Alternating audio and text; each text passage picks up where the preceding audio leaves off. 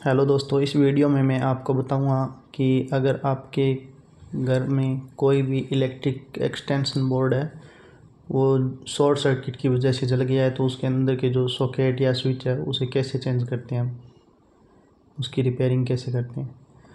तो ये जो जला हुआ है इलेक्ट्रिक एक्सटेंशन बोर्ड, मैं पहले इसके ये जो 4 स्क्रू दे रखे हैं इनको खोल रहा हूँ।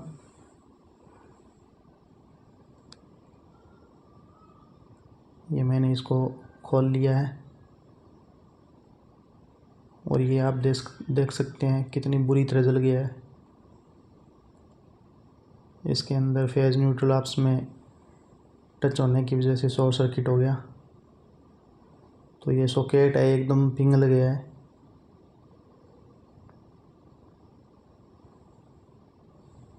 ये जो सॉकेट है इसको हम काट के बाहर निकाल लेते हैं। ये मैंने प्लायर से इसका जो फेज वाला वायर है ये काट दिया जो स्विच से कनेक्ट है। ये देखिए कितनी बुरी तरह जला हुआ है।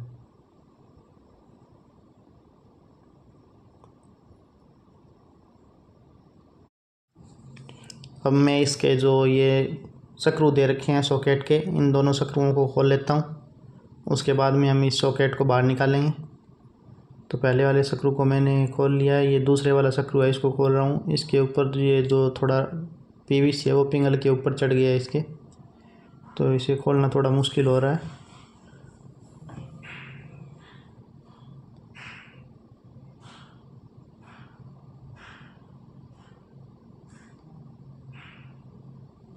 इस सॉकेट के ऊपर वाले जो कवर है यही बचा है, नीचे वाला जितना भी पार्ट था इस सॉकेट का वो सब जल गया है।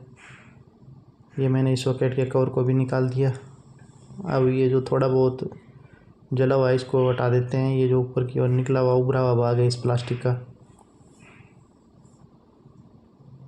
अब मैंने इसकी जगह ये दूसरे वाला सॉकेट रखा है। इस सॉकेट को यहाँ पे हम फिक्स कर देंगे।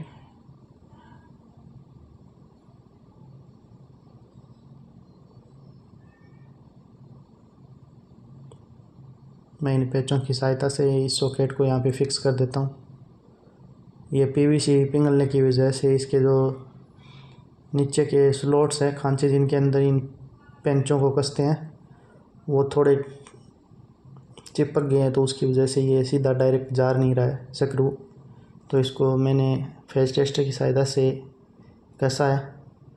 तो इसी तरह ये ऊपर वाले स्क्रू को भी कस देते हैं।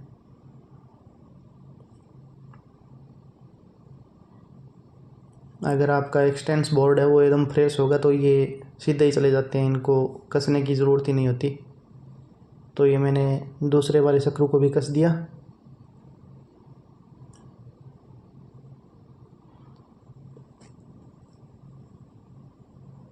अब इनको थोड़ा टाइट करके देख लेते हैं। ये टाइट है। अब ये जो वायर है इस वायर को खोल लेते हैं। इसको अच्छी तरह साफ करेंगे, जले हुए वायर को काट देंगे। ये मैंने प्लायर की सहायता से इस जले हुए वायर को काट दिया। अब ये जितना भी पीछे का वायर है इसको साफ़ करेंगे और जो वायर ख़राब हुआ है उसको हम काट देंगे।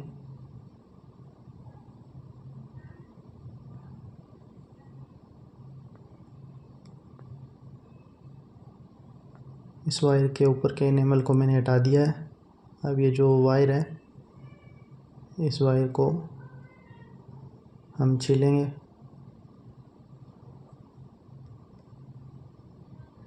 आगे वाले वायर को थोड़ा थोड़ा काट देंगे और इन दोनों वायरों को मैंने छील लिया।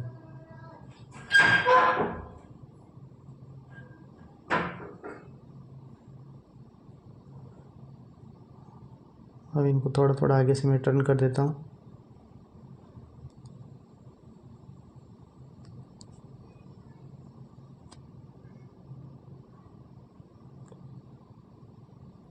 और वापस जो हमने गांठ खोली थी वो गांठ वापस लगा देते हैं। ये जो दे रखा है स्लॉट्स, इसके अंदर से क्या होता है कि अगर हम वायर को खींचते हैं या इलेक्ट्रिक एक्सटेंस बोर्ड को झटका लगता है तो ये वायर है जो अंदर से जो कनेक्शन किए हुए होते हैं एक्सटेंस बोर्ड के वो टूट जाते हैं। तो इसलिए मैंने ये वापस है जो यहाँ पे गांठ लगा दी है, ताकि जो वायर है, वायर के अंदर तनाव आएगा तो ये जो कनेक्शन है वो टूटेंगे नहीं। और ये जो वायर है इसको भी मैं छील देता हूँ। इसको छील के मैं ये जो सॉकेट है, सॉकेट के फेज में कनेक्ट करूँगा। ये स्विच से कनेक्ट हुआ है।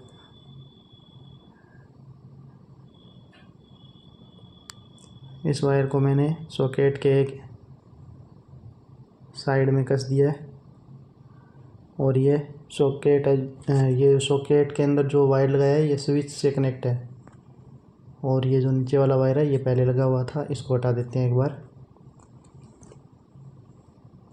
तो जो 2 वायर पीछे से आ रहे थे उसमें से एक वायर को हमने स्विच के नीचे की साइड में लगाया है।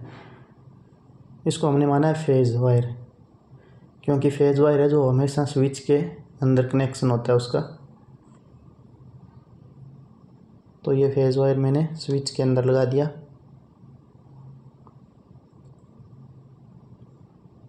और ये एक मैंने दूसरा वायर लिया है सॉकेट के लिए। ये जो वायर है दूसरा वायर, ये न्यूट्रल वायर है। इस न्यूट्रल वायर को हम एक 3 पिन सॉकेट के अंदर लगा देंगे और एक न्यूट्रल वायर को 2 पिन सॉकेट में कनेक्ट कर देंगे। तो मैं इस एक सिरे को 2 पिन सॉकेट के अंदर कनेक्ट कर रहा हूँ। ये जो दे रखा है ये 2 पिन सॉकेट है, तो मैंने इसके अंदर ही इस वायर को लगा दिया है। अब इसे फेज टेस्टर की सहायता से कस देंगे। मैंने इसे फेज टेस्टर की सहायता से कस दिया। और ये जो दूसरे वाला सिरा है न्यूट्रल वायर का, इसे 3 पिन सॉकेट दे रखा है, इसके अंदर कनेक्ट कर देंगे एक साइड में। तो ये मैंने इसके अंदर भी 3 पिन सॉकेट में भी ये न्यूट्रल वायर है वो कनेक्ट कर दिया।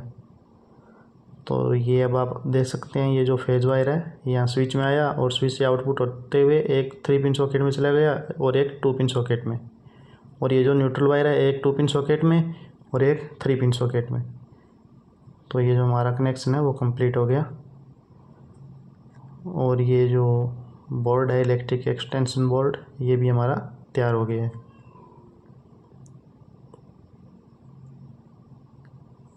तो वापस मैंने इसको सेट कर दिया और ये जो वायर है ये बीच में आ रहा है, इसको मैंने दबा करके सेट कर दिया। अब वापस इसके जो स्क्रू है ऊपर के वो वापस स्क्रू लगा देंगे।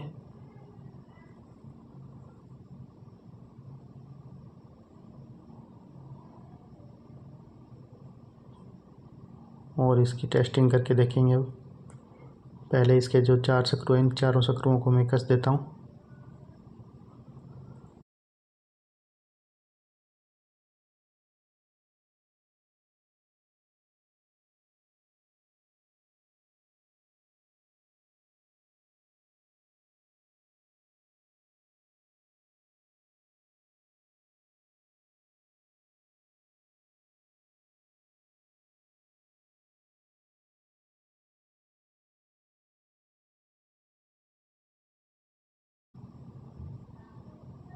अब इसकी हम टेस्टिंग करके देखते हैं।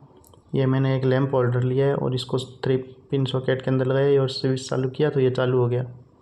तो हमने ये 3 पिन और 2 पिन सॉकेट है, इन दोनों को एक ही स्विच पे कनेक्ट कर रखा है। तो अब ये हमारा जो इलेक्ट्रिक एक्सटेंशन बोर्ड है वो बन करके तैयार हो गया है। इस तरह हम इसे तैयार कर सकते हैं।